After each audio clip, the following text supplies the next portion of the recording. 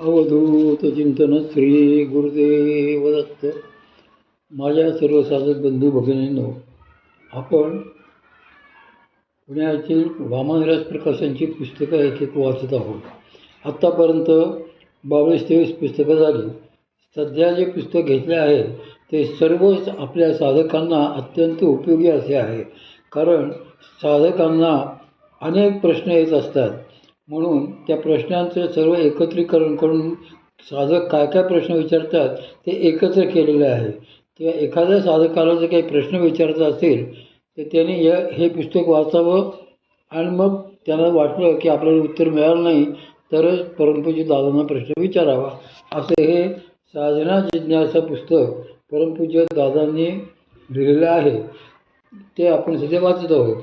त्यात एकाने प्रश्न विचारला आहे, मला लिव्हरचा त्रास होतो. परमपूज्य श्री मामांनी मला साधनेत एकदा सांगितले की त्यासाठी मृत्युंजय कर. याचा अर्थ काय? आपल्या लिव्हरला म्हणजे यकृतालाच त्र्यंबक अशी तंत्रशास्त्रात संज्ञा आहे.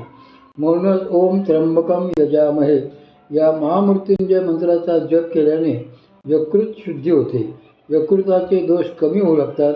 त्यामुळे या मंत्राचा यथाशक्य जप श्रद्धेने करत जावा असे आपणास परमपूज्य श्री मामांचे सांगणे आहे.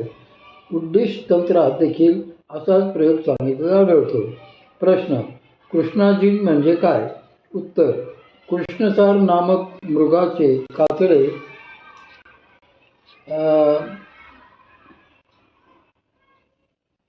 ब्राह्मी स्थिती म्हणजे काय? संपूर्ण ब्रह्मदाकारता देहात असून विधीही असणे व प्रपंचात असूनही अद्वैत स्थितीत राहणे. प्रश्न, साधनेत आपली प्रगती होत आहे किंवा नाही हे कसे ओळखावे? उत्तर, आपल्या शंकाखोर मनावरून. प्रश्न, आपल्या मनाने नाम घेणे व नामदीक्षेनंतर नाम घेणे यात फरक पडतो काय? उत्तर, अर्थातच आपल्या मनाने नाम किंवा मंत्रजप केल्यास तो निर्बीज असतो. त्याने केवळ शुद्ध पुण्य वाढते. श्री गुरूंनी नामदीक्षा दिल्यानंतर तेच नाम किंवा मंत्र सबीज होतो. त्यामुळे त्या जपाने शुद्ध पुण्य तर वाढतेच, पण त्याच्या कृपाशक्तीच्या योगानेच नाम किंवा मंत्र शक्तियुक्त चैतन्ययुक्तही होतो. या नामाचे परिणाम वेगळे दिसून येतात. कुळारुण तंत्राच्या पंचदशोल्लासात यावर फारच मार्मिक सांगितले आहे. भगवान शिव म्हणतात की हृत्कंठग्रंथिभेदश्च सर्वावयववद्वर्धनम् आनंदाश्रूच पुलको देहावेश कुलेश्वरी गद्गदो क्लिश्च सहसा जायते नात्र संशया सकृदुच्चारितेऽप्येवं मंत्रे चैतन्य संयुते दृश्यन्ते प्रत्यया यत्र पारंपर्य तदुच्यते. हे कुलेश्वरी, चैतन्ययुक्त म्हणजे सामर्थ्यवान सद्गुरूंच्या कृपेने मिळालेल्या मंत्राचा उच्चार किंवा स्मरण करण्याने हृदय व कंठ ग्रंथीचा भेद, सर्व अवयवांमध्ये चैतन्यवर्धन जाणवणे, आनंदाश्रू येणे, शरीर पुलकित होणे, देह आवेशयुक्त होणे, वाणी व कंठ सद्गतीत होणे वगैरे लक्षणांचे अचानक अनुभव येतात. यात मुळीच संशय नाही. अशा प्रकारची लक्षणे जपकाळात व एरवी ही दिसू लागली की आपणास परंपरायुक्त शक्तियुक्त मंत्राची नामाची अत्यंत दुर्लभ अशी प्राप्ती झाली आहे असे खात्रीने समजावे. यावरून वरील प्रकारांमधला फरक आपल्या लक्षात येईल. शेवटी हा विषय ज्याने त्याने प्रत्यक्ष अनुभवण्याचाच आहे. प्रश्न, साधनेत अशुद्ध चित्त एकाग्र करू नये असे आपण म्हटले आहे. त्याचे कारण काय? उत्तर, अशुद्ध चित्त एकाग्र करण्याने चित्ताचे विकार व दुःख बळावते. म्हणून तशी खटपट करू नये. यासाठीच साधन कालात जोपर्यंत मानसिक क्रियांची अनुभूती येत असते तोपर्यंत चित्त एकाग्र करण्याचा प्रयत्न करायचा नसतो. केवळ तटस्थपणे त्या क्रियांकडे बघायचे असते. तेही न जमल्यास भ्रामरी नादाचे अनुसंधान करायचे असते. पुढे चित्त जसे शुद्ध होत जाते तसतसे श्री भगवती ते हळूहळू आतूनच एकाग्र करू लागते. त्यामुळे तेव्हाही चित्त एकाग्र करण्याचा प्रयत्न साधकांनी करायचा नसतोच. प्रश्न: साधनेत खूप क्रिया झाल्या म्हणजे शक्ती उत्तम कार्य करते असे आम्ही एका गुरूंकडून ऐकले, ते खरे आहे काय? उत्तर: आपण श्री ज्ञानेश्वरीचा 6वा अध्याय जर नीट वाचून काढला तर असे लक्षात येईल की श्री भगवतीला गरज वाटली तरच साधकांना सुरुवातीला प्राणक्षोभामुळे विचित्र क्रिया होतात. तदनंतर होणाऱ्या शरीर प्राणांच्या शुद्धीच्या क्रियाही केवळ ती भगवती मूलाधार व स्वादिवान चक्रावर कार्यरत असते तोवरच होतात. एकदा का या दोन चक्रांची म्हणजेच पृथ्वी व आप तत्वाची शुद्धी पूर्ण झाली की ती भगवती संपूर्ण तृप्त होऊन सौम्य होते, शांत होते. त्यानंतर शरीर व प्राणाच्या क्रियांचे आवेगही सौम्य, शांत होतात. याबद्दल माऊली स्पष्टच सांगतात की ऐसी दोन्ही भूते खाये ते वेळी संपूर्ण याये थाये मग सौम्य होऊन राहे शिवने पाशी. ही ओवी जर आपण विचारपूर्वक समजून घेऊन नीट लक्षात घेतली तर आपण याविषयी जे ऐकले ते कोठवर सत्य आहे हे स्पष्टपणे लक्षात येईल. प्रश्न: मी आपल्या प्रकाशनाचे व इतरही ग्रंथांचे बरेच वाचन करते, मात्र साधना नियमाने होत नाही. यासाठी काय करावे? उत्तर: ग्रंथ वाचनाचा उपयोग हा साधनेत आतून येणारी अनुभूती शास्त्रदृष्ट्या समजण्यासाठी साधकांना होत असतो.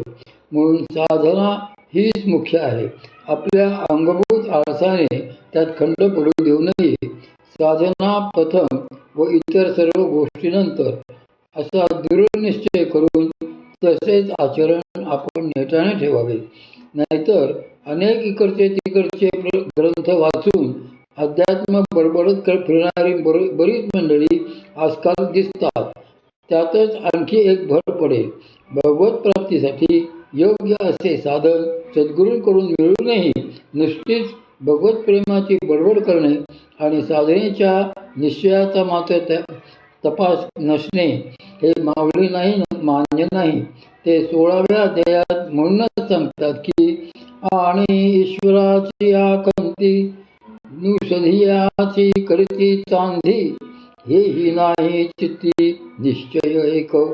आपण हे बारकाईने समजून घेऊन आपल्यात त्वरित सुधारणा करावी म्हणजे झाले. प्रश्न: दुसऱ्या एका पंथात साधना करताना कानात बोटे घालून कान बंद करून भ्रामरी करतात आणि आतला नाद ऐकतात. आपल्या परंपरेत असे का नाही? कृपया सांगावे. उत्तर: हे तुम्ही कुठल्या पंथात बघितले? तुम्हाला मी सगळे सविस्तर काही सांगत बसणार नाही. पण श्री संत गुलाबराव महाराज नावाचे थोर अधिकारी सत्पुरुष विदर्भात होऊन गेले. त्यांचा जो साधुबोध नामक एक ग्रंथ आहे त्यात हा विषय मांडलेला आहे. त्याचेच वाक्य मी येथे सांगतो.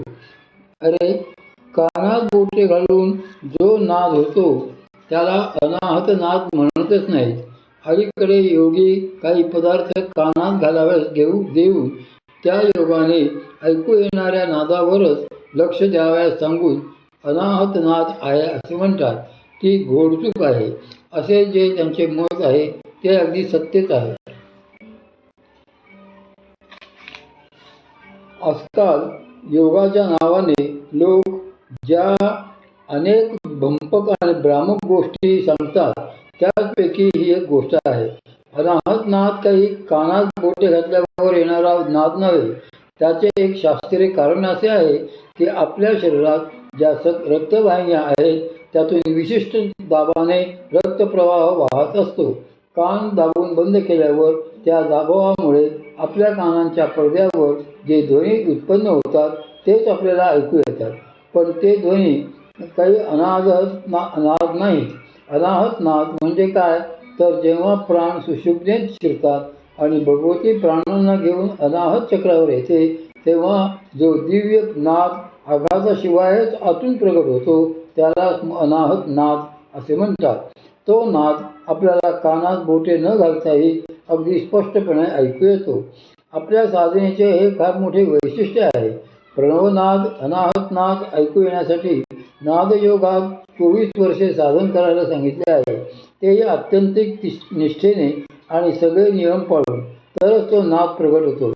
पण आपल्या शक्तिपात योगात, कृपायोगात दीक्षा झाल्या क्षणीच नाद प्रगट होतात. कारण त्याच वेळी सुषुम्ना उघडली जाते आणि ती मध्ये प्राण प्रवेश करतो. म्हणून साधकांनी पहाटेच्या वेळेला साधनेत शांत बसून बघितले तर आतले अनाहत नाद ऐकू येतात. ते उजव्या कानाने किंवा कधीकधी डाव्या कानानेही ऐकू येतात. त्या प्रमाणात आपल्या चित्ताचे संस्कार घट्ट असतील त्या प्रमाणात ते नाद अस्पष्ट असतात.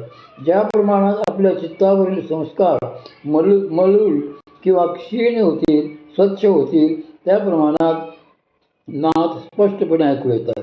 साधनेने एकदा का ते संस्कार नष्ट झाले तर अगदी त्रिभुवन निनादून चाकेल एवढा मोठ्याने नाद आतून स्पष्ट होतो. आपण जी भ्रामरी करतो ते लयभोगाचे महत्त्वाचे साधन आहे. जरी त्यात नादयोगाचे अंग असले तरी साधना मात्र लययोगाचीच असते. त्यामुळे हे लोक जे करतात त्याचा आणि आपल्या